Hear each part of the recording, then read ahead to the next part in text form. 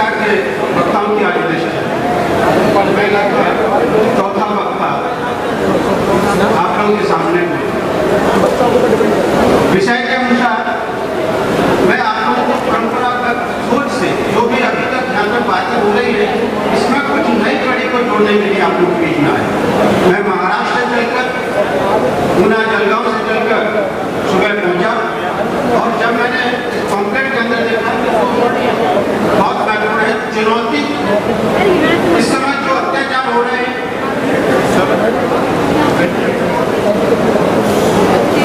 जुल्म जांचनी पड़ रही है, दुर्व्यवहार शोषण अत्याचार है, इन चुनौतियों का मुकाबला करने के लिए आज के हिंदुत्व जो आप लोगों के बीच में आ रहे हैं, भूमिका क्या है और भूमिका में केवल एकता होना चाहिए। ये सबकी बात से निकलता है, सब तक मैसेज आता है।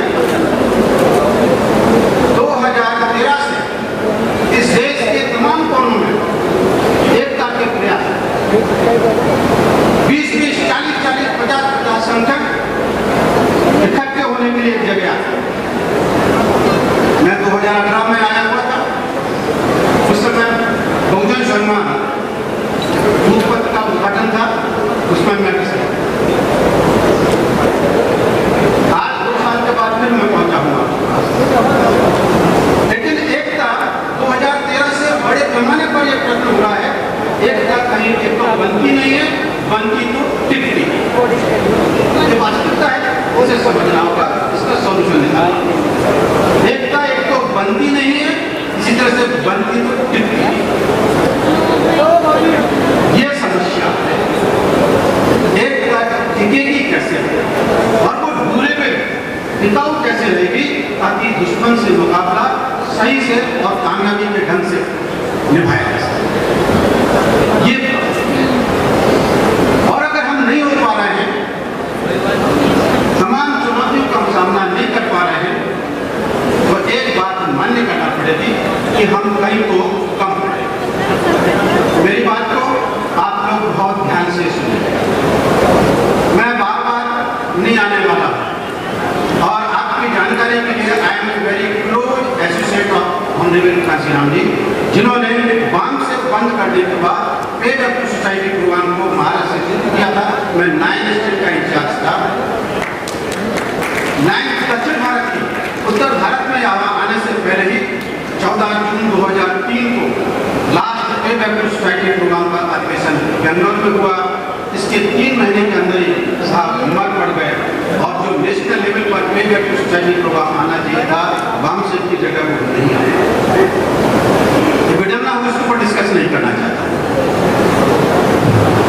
लेकिन जो जवाबदारी कांशीराम जी हमको देते गए, हमने उनसे बोला साहब 20-20, 25-25 लाख की मीटिंग होती है,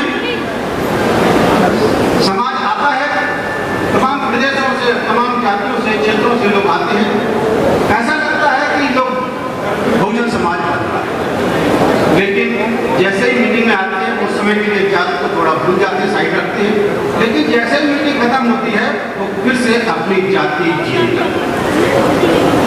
हम जाति का संदर्भ, जाति को नष्ट करने की जो बात है वो बात नहीं हो पाती, फिर से वो जाति जीने लगता। ये जात जन्म से मृत्यु पर्यंत हम जीते हैं।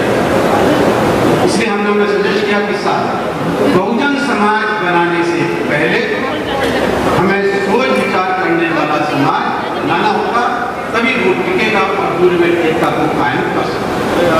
ये सोल्यूशन सर लगता है कि सोच विचार करने वाला समाज बनाना, पर इस देश में सोच विचार करने वाली विद्या ही, सोच विचार करने वाली विद्या ही नहीं सिखाई जाती। आपकी जानकारी के लिए सम्राट अशोक की कामयाबी का रहस्य, जो राजा के लिए शिक्षण रिजर्व था, राजकुमार के लिए शिक्षण रिजर्व था, वो शिक्षण अशोक ने सभी जातियों के लिए खोला। और 2 साल के अंदर, कलियुग के बाद 2 साल के अंदर जो समाज में परिवर्तन आया, उन्होंने समाज के अंदर विषमता और वैमनस्यता को नगण्य नाई से, ये एक बहुत बड़ा परिवर्तन था। और वो इस कारण से उसने विचार कौशल विद्या, जैसे उनके राज्य में अन्य सभी दर्शनों का, सभी विचारों का, सभी समस्याओं का सॉल्यूशन मानता है विचार कौशल विज्ञान, science of inquiry, faculty of thinking skill. आप बोले यार डॉक्टर साहब नई बात बोले, थिंकिंग स्किल, फैकल्टी विद्या है।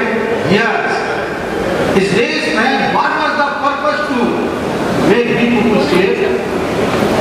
हमको स्लेव बनाने का, गुलाम बनाने का उद्देश्य क्या था?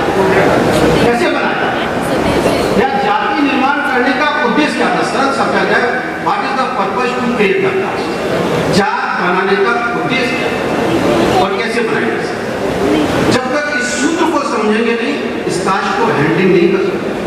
इसलिए इस सूत्र को समझने के लिए एक बात को समझना होगा कि caste is another name of ignorance. हमें अज्ञानी बनाए रखने के लिए हम सिर्फ 3 अधिकार चाहिए, आत्मरक्षा का अधिकार, शिक्षा का अधिकार और संपत्ति का अधिकार। पर्पस क्या था? अनथिंकिंग पीपुल कंप्लीटली इग्नोरेंट, और अनथिंकिंग पीपुल ही बेटर स्लेव, बेहतरीन गुलाम होता है, ड्यूरेबल गुलाम होता है। लेकिन सोच विचार करने वाला अगर बन जाएगा तो आज हमारी ड्यूरेबल गुलामगिरी का कारण है अनथिंकिंग। इसलिए जब हमने इसका रास्ता ढूंढने की बात, हमने प्रश्न किया कि हम कहीं तो भी कम पड़े हैं, तो बेहतरीन रास्ता ढूंढने में कम पड़े, और बेहतरीन रास्ता ढूंढने में कौन कम पड़ता है? जो विचार करने में कम पड़ता है। तो ट्रीटमेंट कहाँ होना चाहिए? विचार करने की कमतरता दूर। दूसरा, हम एक और जगह कम पड़े हैं, इस कास्ट नाम के शैतान को समझने में। अभी यहाँ पर बहुत सारे समता सैनिक दल के विद्यार्थी हैं और बहुत सारे लोग इंटेलेक्चुअल बैठे हुए, प्रोफेसर राजकुमार वगैरह जैसे लोगों ने पढ़ा होगा, लेकिन आम एक्टिविस्ट जो होना चाहता है, समाज परिवर्तन आंदोलन का जो अंग बनना चाहता है, इस एनिमेशन ऑफ कास्ट को किसने पढ़ा? डॉक्टर महानायक कांशीराम जी ने इस पुस्तक को 30 बार पढ़ा, तब तो इस पुस्तक को समझ पाए। हम तो एक बार पढ़ने में भी समझ नहीं आती। यहाँ पर डॉक्टर, वकील, इंजीनियर और तमाम प्रकार के रिसर्च स्कॉलर भी इस पुस्तक के भेद को समझने में कम पढ़ रहे हैं और भेद को समझने में कम पढ़ रहे हैं। यही है, अगर हम कास्ट नाम के शैतान को समझेंगे नहीं, इसे हैंडलिंग नहीं कर सकते। इस शैतान को समझे बिना इसे हैंडलिंग नहीं कर सकते। साथियों, तीसरी जगह कास्ट नाम के शैतान को समझने में कम पड़े। तीसरी बात जो महत्वपूर्ण बोला हूँ, हम इन महापुरुषों को, जिसको हम अनुकरण बोलते हैं, अनुयायी बोलते हैं, इन महापुरुषों को भी समझने में कम पड़े।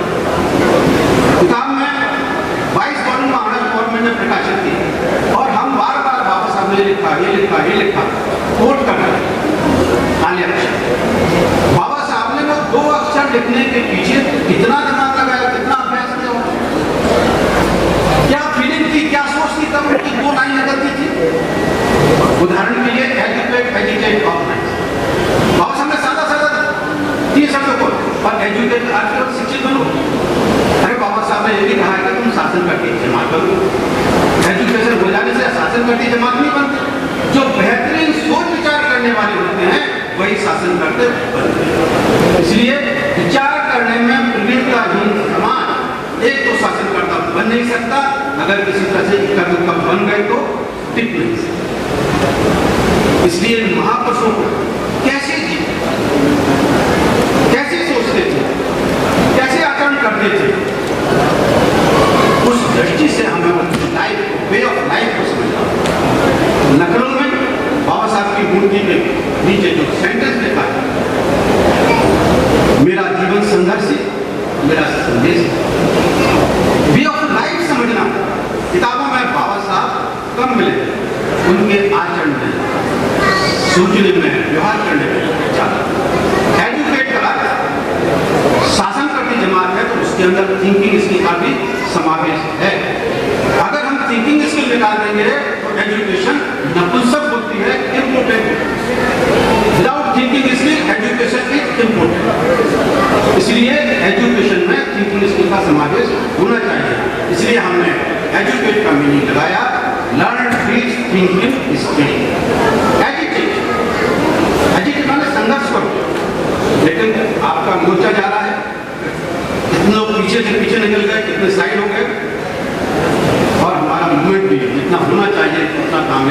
नहीं हो पाती। कारण जब हम आंदोलन के लिए निकल पा रहे हैं तो वो संभावना नहीं दे पाते। यानी एटीट्यूड के गर्भ में पॉजिटिविटी नाम का एलिमेंट, इसलिए संघर्ष करना है तो हमें संभावनाओं को देखना, संभावनाओं को जानना और समझना और निर्माण करना सीखना। संगठन बनो, ऑर्गेनाइज का मीनिंग क्या रखा है? 6,000 यात्री जो अभी मतलब मन्नत मिशन तक आए थे, 10,000 माने आप तो 60,000 यात्री बोली जा रही। इन यात्रियों को इकट्ठा करना का मतलब क्या है? आप ये 10 लाख संगठन बताए, 60,000 यात्री, इनको इकट्ठा करने का क्या संबंध हो सकता, कैसे बन सकते? इसके लिए हमने we have to create a new society. 6,000 यात्रियों को इकट्ठा करने का मतलब नहीं है ना होगा प्रसाद होगा, बल्कि एक नया समाज निर्माण करने की हमें कोशिश करना होगी। We have to change the mindset, we have to reconstruct our experience. जो अनुभव के अंदर जागृति है उस अनुभव को चेंज करना। इसलिए हमने ऑर्गेनाइज के घर में बाबा साहब का माइंडसेट देखा, इसलिए ऑर्गेनाइज का मीनिंग लर्न क्रिएटिविटी टीच कीजिए। साथियों, अगर आपने आज के वक्ताओं को सुना, बहुत अच्छी बातें की उन्होंने, यूनिटी और एजुकेशन पर जोर दिया, संघर्ष पर जोर दिया। मैं बहुत उनका शुक्रिया करता हूँ। बहुत सारे मैं ऐतिहासिक उदाहरण में देता हूँ। मैं एकता, बहुजन समाज की एकता कैसे संभव है, इस प्रश्न को डेलीगेटली मैं यहाँ पर एक्सप्लेन करने जा रहा हूँ। मैंने आप लोगों को मुझे कॉम्प्लीट दिया है, पहली लाइन में बैठे थे उनको दिया है, तो जिनको जरूरत है तो वो मेरे से ले सकते हैं। इसमें मैंने जो शीर्षक दिया है, unity of Ambedkar in action, unity of Ambedkar in action. आप लीडर इकट्ठे हो जाओगे, संगठन नहीं बनेगा, नहीं टिकेगा, क्योंकि लोगों के अंदर बहुत बड़े विकार बने, बहुत सारी बीमारियां बनी, अपने की बीमारियां बनी हैं। इसलिए संगठनों को 40-40, 20-20 संगठन इकट्ठे होते हैं। मैं 50 संगठन मीटिंगों में आया, लेकिन वो कोई साथ होने वाला है। इसलिए यूनिटी इन एक्शन कि आप वो कार्यक्रम डिसाइड कीजिए जिस पर सारे लोग अलग अलग भी क्यों ना हो चल पड़े। उदाहरण के लिए पहला सोच विचार करने वाला समाज बनाओ कार्यक्रम। कौन सा संगठन लेके जाता है? समाज सोच विचार करने वाला नाम है। आज से जो शाखाओं में SST, समता सैनिक दल या स्वाभिमान संघ आगे कैडर निर्माण करना चाहता है, अगर वो अपने कैडर को सोच विचार कौशल प्रवीण एक्सीलेंट इन थिंकिंग स्किल बना ले जाए तो हमारे बहुत सारे लोगों की बहुत बड़ी समस्या सुन। मैं एक छोटे सा आपको अमी भर के बोल रहा हूँ कि अगर जिस दिन हम एजुकेशन सिस्टम में थिंकिंग स्किल का एलिमेंट इनकॉर्पोरेट कर गए, भारत से 50% बेरोजगारी खत्म, भारत से 50% करप्शन खत्म होगा। क्योंकि सोच विचार करने वाला ये बर्दाश्त नहीं करेगा, नए नए रास्ते निकालने वाला होता है। बेरोजगारी और महंगाई बढ़ने की बात नहीं आएगी, क्योंकि इसका उदाहरण अशोक ने अपने साल में जैसी करी, उसके बाद उसने रास्ता चेंज किया और समाज में कल्याणकारी राज्य की स्थापना करने का संकल्प लिया। उसने 3 प्रतिज्ञा की। मैं युद्ध की नीति का त्याग करता हूँ, युद्ध की नीति का त्याग करता हूँ। दूसरा, मैं विषमता और व्यवस्था की नीति का त्याग करता हूँ। और तीसरा, कल्याणकारी राज्य की स्थापना के लिए प्रयत्नों की पराकाष्ठा, इसे अंग्रेजी में ग्रेट बोलते हैं, प्रयत्नों की पराकाष्ठा। और इस चीज के आधार पर उसने सबसे पहला काम किया एजुकेशन सिस्टम, और एजुकेशन सिस्टम में थिंकिंग स्किल जिसे अनविकसित कहते हैं। सम्राट अशोक के शिलालेखों में अनविकसित का उल्लेख है। इसलिए पहला मेरा आप लोगों से आग्रह है कि यूनिटी करना है तो समाज को सोच विचार कौशल समाज निर्माण करने का प्रयत्न होना चाहिए, और उसके लिए ट्रेनर बनाना चाहिए, सोचना सिखाने वाले लोग क्रिएट करना चाहिए। इस देश में सोच विचार करने वाले लोग क्रिएट करने की शुरुआत हुई, दुश्मन के अंदर ये दुधारी, क्योंकि इसके लिए ओपन माइंडेडनेस, एनक्लोजनेस, आज के एनक्लोज क्लास, एक एनक्लोजनेस का चैलेंज नहीं। अगर ब्राह्मण थिंकिंग स्किल हमारे तरीके से सीखता है तो सबसे पहले अपने पैरों पर कुल्हाड़ी मारे, क्योंकि पर वो जात को टिका नहीं सकता। और हमारा आदमी से विचार पर जब विद्या सीखेगा तो दुश्मन से 10 गुना लड़ने का सामर्थ्य उठाए, है उसका मुकाबला। इसलिए पहला मेरा है कि हमें एकता स्थापित करना है, समाज को सोच विचार कौशल बनाना। दूसरा, इस समय हमारा एक इशू चालू है, सोच विचार करते हुए समाज को बनाते समय डेसिमल सेंसस, दशक कास्ट सेंसस होती थी, वो नहीं कराई जाती। अभी भी मोदी सरकार नहीं करा सकती, सेंट्रल गवर्नमेंट की ड्यूटी नहीं। हमें समाज को सभी जातियों इंक्लूडिंग ब्राह्मण और क्रिमिनल ट्रैक सभी जातियों की कास्ट सेंसस होना चाहिए प्रोग्राम समाज के बीच में। बहुत बड़ी बात है, समाज में बहुत बड़ी जाति है। और एक बात बताइए, जिस दिन जाति जनगणना होगी समाज में नए ढंग से कॉपरेशन होगी, क्योंकि हम कहीं ना कहीं कोई मार खाए होंगे, पिटे होंगे, लूटे पिटे होंगे, हमारे को और ज्यादा नीचे गिर गए होंगे। जब उनको इस जाति गणना से मालूम पड़ेगा कि लूटे पिटे सब भाई हैं, फिर मतलब वो लोग इकट्ठे करने के लिए जो आज हम ओबीसी को जोड़ते हैं कि जोड़ो, शेड्यूल कास्ट की तमाम जातियों को आपस में जोड़ते जोड़ो, नहीं जोड़ेंगे। जब उनको पिछड़ेपन का आवाज होगा, हम कितने गिरा दिए गए हैं, कितने गिर गए नहीं, कितने गिरा दिए गए हैं, ये महसूस होगा, तो फिर बात तेजी से आगे बढ़ेगी। तीसरा एक सॉल्यूशन होते हैं, ये दो सॉल्यूशन। अशोक की पॉलिसी पर हम चर्चा, उसकी हिस्टोरिकल एस्पेक्ट पर हमें अशोक का एजुकेशन सिस्टम और हेल्थ सिस्टम और वेलफेयर पॉलिसी को उगड़ पड़े समाज के बीच में डिस्कस करना है। ये समाज में जो हमें बहुत बड़ा उत्साह पैदा करने, ये समाज को जोड़ने का काम करता है। और हमें अपने महान अशोक की महान राष्ट्र पुरुष के रूप में भारत सरकार से रिकॉग्निशन दिलाना चाहिए। एक दो कार्यक्रम तमाम महापुरुषों को रिकॉग्नाइज कर रहे हैं। सम्राट अशोक, जिससे अशोक चिन्ह उसका दिया हुआ है, तिरंगा में चक्र दिया हुआ है। अशोक हाल जो विक्टोरिया हाल था उसको अशोक हाल का नाम दिया है। तमाम प्रकार के अशोक के चिन्ह इस देश में गौरव प्रदान करने वाले हैं। और मोदी जब बाहर जाते हैं अशोक की चर्चा करते हैं। हमने अशोक को इस देश का महानतम महापुरुष विकलन बनाने का संकल्प, ये भी हमारे एकता के लिए मैं जो इशू दे रहा हूँ जिससे एकता स्थापित होगी। इस चीज को हम लोगों के बीच में जाए, हमसे किसी प्रकार की कोई गलती नहीं होगी, बल्कि लोग आपको स्वागत, जब इन बातों को समझाएंगे तो आप लोगों को स्वागत। इसलिए मैं चौथा घनश्याम जी ने हमने महानायक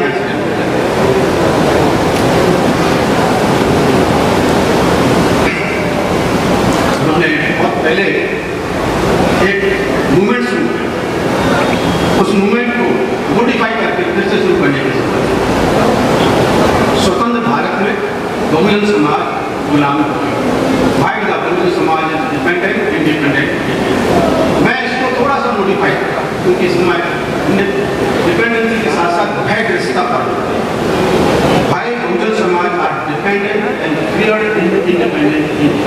इस सब्जेक्ट को क्लास रूम तक डिस्कस करने की जरूरत, non political, non religiously, non politically इस इशू को कि हम परावलंबी क्यों हो गए, इतने गुलाम क्यों इतने गर्व कर गए। हमारे वक्ताओं ने दिल तोड़ के मन को बहुत अपने पुत्र पोत्र की बोलते ना अपने दिल से बहुत अच्छी बातें करने की कोशिश की। किस तरह से समाज तक वो बातें पहुंचे, वो बातें पहुंचाने के लिए ये बहुत अच्छा इशू है कि हम गुलाम, परावलंबी और भयभीत क्यों हैं। सोसाइटी के लिए आस करते हैं इसको समझाने का। हम एक एक दिन एक एक सब्जेक्ट पर ट्रेनिंग, लास्ट जो मैंने एजुकेट ऑर्गेनाइज का एक्सप्लेनेशन आपके सामने दिया। Educate means learn is thinking, सोच विचार करने वाला समाज बनाने का गाइड एजुकेट। आज की शिक्षा श्रेणी का दूध क्यों नहीं होती है सर?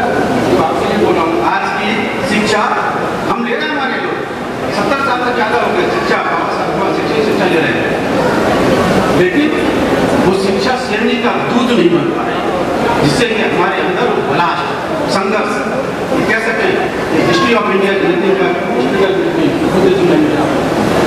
नहीं कह पा रहे हैं? क्योंकि श्रेणी के दूध का जो तत्व शिक्षा वो